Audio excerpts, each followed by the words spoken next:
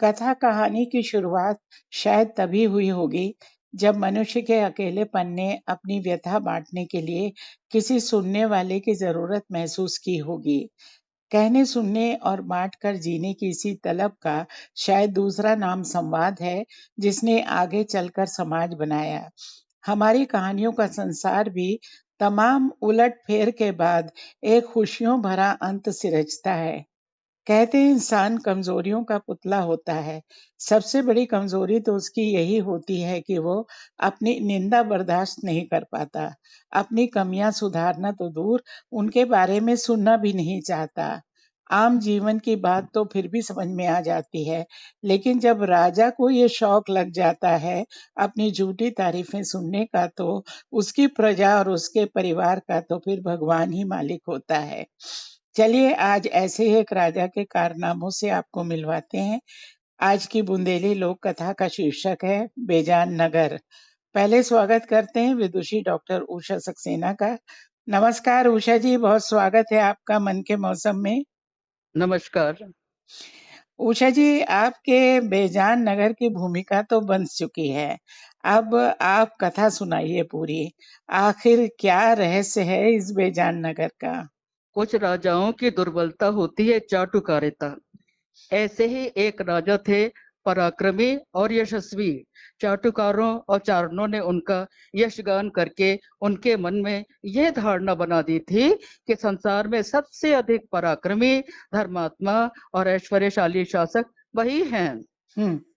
एक दिन अंतःपुर में अपनी रानियों के पास बैठे हुए थे कि उन्होंने बड़ी महारानी से प्रश्न किया, महारानी जी, क्या आप बता सकती हैं कि संसार में सर्वाधिक लोकप्रिय, पराक्रमी और वैभव संपन्न शासक कौन है? बड़ी महारानी ने विनम्रता से उत्तर दिया, महाराज, इस धरती पर एक छत्र आपका ही राज्य है। आप तो चक्रवर्ती सम्राट की भांति हैं। आपकी समानता विश्व भर में कोई शासक नहीं कर सकता। महारानी का उत्तर सुनकर महाराज गदगद हो गए। अब उन्होंने छोटी रानी से वही प्रश्न किया। उनका व्यक्तित्व निराला था। चाटुकारिता से उन्हें घृणा थी। वाक्पटुता और बुद्धि चातुर्य में विरली ही थी। उन्होंने कहा, उत्तर तो बड़ी रानी ने दे ही दिया है महाराज, अब मेरे उत्तर की क्या आवश्यकता है? किंतु महाराज उनके मुख से अपनी प्रशंसा सुनना चाहते थे। विवश होकर हाँ, और अब विवश होकर महारानी ने कहा, महाराज, निस्संदेह आप एक समृद्ध और लोकप्रिय शासक हैं, किंतु क्षमा कीजिएगा, यहाँ से बहुत दूर स्थित बेजान नगर के राजमहल की एक ईंट के बराबर भी इस राज का वैभव नहीं है। उसका वैभव कुबेर की अलकापुरी के सदृश है। वाह, ये जवाब सुन के तो आग बबूला हो गए होंगे। हाँ, हाँ, छोटी रानी का उत्तर सुनकर महाराज क्रोध से तिलमिला उठे। उनके अपमान का दुस्साहस आज तक किसी ने नहीं किया था। उन्होंने तुरंत ही छोटी रानी और उनके पुत्र को महल से निकल जाने का आदेश दिया। बेचारी रानी अपने राजकुमार के साथ एक छोटे से भवन में अपना जीवन व्यतीत करने लगी। एक दिन बड़ी रानी के दोनों राजकुमारों ने राजा से कहा, वे उस बेजान नगर को देखना चाहते हैं जिसकी प्रशंसा छोटी माँ ने की थी। महाराज उनका अनुरोध न टाल सके। उन्होंने उनकी यात्रा के लिए सुसज्जित अश्व, हीरे, जवाहरात, मोहरे और प्रचुर मात्रा में खाद्य सामग्री देकर बेजान नगर की यात्रा के लिए विदा किया। अब राजकुमारों ने कुछ ही महीनों में बहुत सा धन व्यय कर दिया, लेकिन बेजान नगर अभी बहुत दूर था। वे मार्ग में एक सराय में ठहर गए। थोड़े दिनों में उनकी स्थिति इतनी दयनीय हो गई कि उन्हें अपने घोड़े भी बेचने पड़े। घर लौटने के लिए भी उनके पास धन अवशेष न रहा। किसी भांति घास छीलकर उसे बेचकर अपना जीवन निर्वाह करने लगे। अरे, जब बहुत दिनों तक राजकुमार वापस नहीं लौटे तो राजा बहुत चिंतित हुए। महारानी तो हर समय रोती ही रहती थी। राज भर में उदासी छा गई। जब छोटी महारानी के कुंवर को पता चला तो वो चिंता से भर उठा। उसे अपने भाइयों से बहुत स्नेह था। एक दिन माँ से आज्ञा लेकर वह अपने भाइयों को खोजने चल दिया। संयोगवश वो भी उसी सराय में पहुंचा जहां दोनों राजकुमार रहते थे। जी। सराय की मालकिन ने उसके वैभव को देखकर उसकी बड़ी आवभगत की।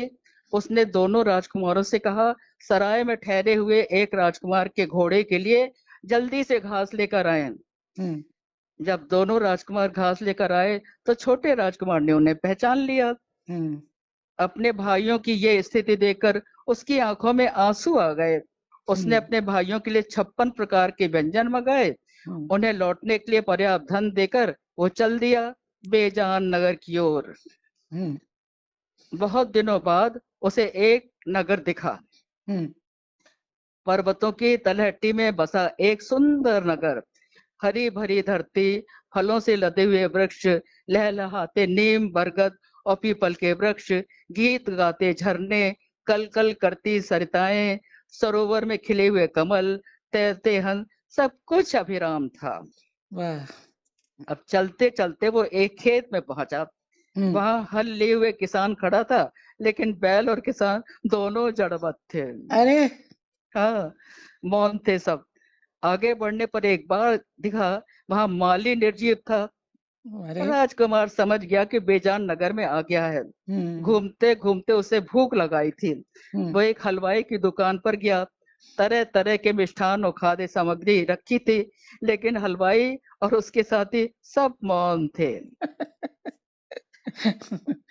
उसने कुछ मोहरें दुकान पर रखी और स्वयं लेकर भोजन किया। हम्म अब वह आगे बढ़ा। उसने राजमहल देखा। मणि जटित राजमहल दूर से ही जगमगा रहा था। वाह, उसने क्या शान शौकत हाँ, है इसकी। बहुत सुंदर। उसने अंदर जाकर देखा, हर व्यक्ति निष्प्राण था। लो। महल की दीवारों पर सोने चांदी से निर्मित चित्र थे और स्थान स्थान पर बहुमूल्य रत्न जड़े हुए थे। हम्म महल की एक एक ईंट में मणियां, हीरे, पन्ने और अनेक रत्न जड़े हुए थे। वाह। उसे कुछ याद आया और उसने महल की एक ईंट निकालकर अपने पास रख ली। हम्म नगर की कुछ और वस्तुएं भी स्मृति चिन्ह के रूप में उसने रख ली। हम्म अब महल में घूमते घूमते एक कक्ष में पहुंचा, जहां की साज सज्जा इंद्र की अमरावती को भी लजा रही थी।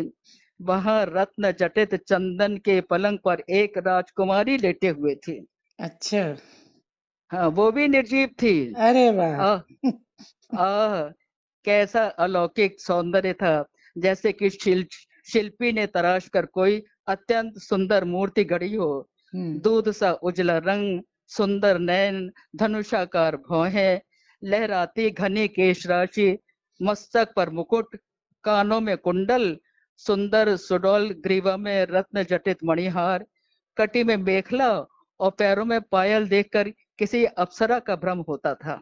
हम्म अब राजकुमार मुक्त हो गया उस पर। उसने राजकुमारी की अंगूठी ले ली और अच्छा। अपना मुक्ताहार उसे, हाँ, अंगूठी ले ली और अपना मुक्ताहार उसे पहनाकर चल दिया अपने राज की ओर। उसने बेजान नगर देख लिया था। हम्म राजकुमार के स्पर्श से राजकुमारी के देह में प्राण आ गए। अरे वाह, आश्चर्य हो गया है तो, हर आश्चर्यजनक। हाँ, राजकुमारी ने सारे राज्य में जीवन लौटाया। वाह। वास्तविकता तो ये, हाँ, वास्तविकता तो ये थी कि यह नगर अभिशप्त था। हम्म राजकुमारी ने जीवित होते ही प्रण किया कि जो राजकुमार उसके स्वप्न में आया था, जिसका ये मुक्ताहार है, वो उसी से ब्याह करेगी।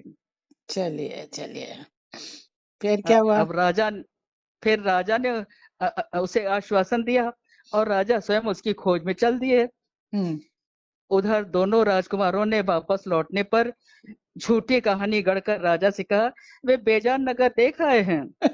अब राजा बड़े खुश हो गए। हम्म कुछ दिनों बाद छोटा राजकुमार भी वापस लौटा। हम्म उसने सबको बेजान नगर की विस्तृत जानकारी दी।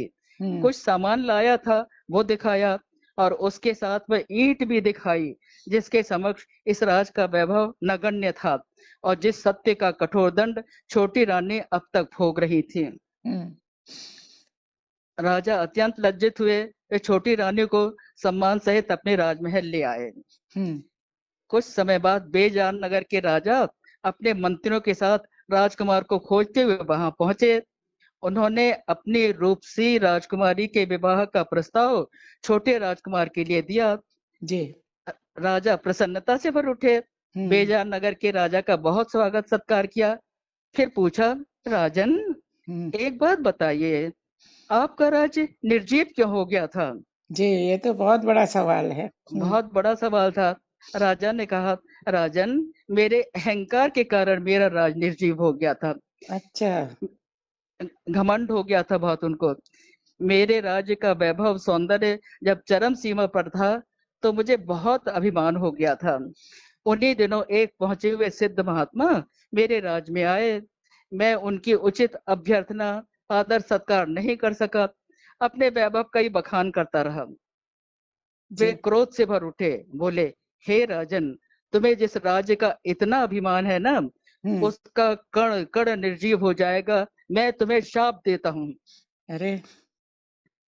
मैं अत्यंत दुखी हो गया। महात्मा जी के चरणों पर गिरकर बहुत क्षमा मांगी। आंसुओं से उनके चरण पखारे, पर क्या हो सकता था। थोड़े द्रवीभूत हुए, फिर बोले, राजन, मैं शाप तो वापस नहीं ले सकता, पर भविष्यवाणी करता हूँ, जब कोई निश्चल, संवेदनशील, परोपकारी, कर्मठ तथा धर्मनिष्ठ व्यक्ति इस राज्य में आएगा, तो उसके स्पर्श मात्र से ये राज्य सामान्य स्थिति में आ जाएगा। जी। हे राजन, आपके राजकुमार के कारण मेरे राज्य को सारा वैभव वापस मिला है। क्या आपको मेरा प्रस्ताव स्वीकार है? हुँ, हुँ। मेरा परम सौभाग्य है राजन, आपकी राजकुमारी मेरी बहू बनेगी। एक शुभ मुहूर्त में छोटे राजकुमार की ब्याह उस अपार सुंदरी के साथ हुआ, और कुछ दिनों बाद उसे बेजान नगर का उत्तराधिकारी भी चुना गया। वाह, वाह! बैठे ठाले उनको जो है बेजान नगर भी मिल गया। खैर बेजान नगर तो बड़ी मेहनत से उनको मिला, लेकिन उसके साथ-साथ जो है राजपाट भी उसका मिल गया। ये कहानी तो बहुत हम्म, ही बढ़िया रही। और उषा जी, झूठी प्रशंसा और सम्मानी का उचित सत्कार न करने के कारण देखिए 2-2 राजाओं को बड़े पापड़ बेलने पड़ गए। वो तो हाँ जी कहिए नीलम जी। हाँ, वो तो कहिए छोटा राजकुमार इतना कुशल था कि उसने सबकी बिगड़ी सुधार दी। अपनी माँ के सच को साबित किया, अपने पिता के गलत निर्णय को सही कराया और सोते हुए श्रापग्रस्त दूसरे राज्य को भी श्राप से मुक्ति दिलाई। तो शिक्षाएं तो बहुत हैं इस कहानी में, जरूरत सिर्फ अपने विवेक को जगाए रखने की है। तो बहुत दिलचस्प ताना बाना था बेजान नगर का। बहुत धन्यवाद आपको और नमस्कार। नमस्कार नीलम जी।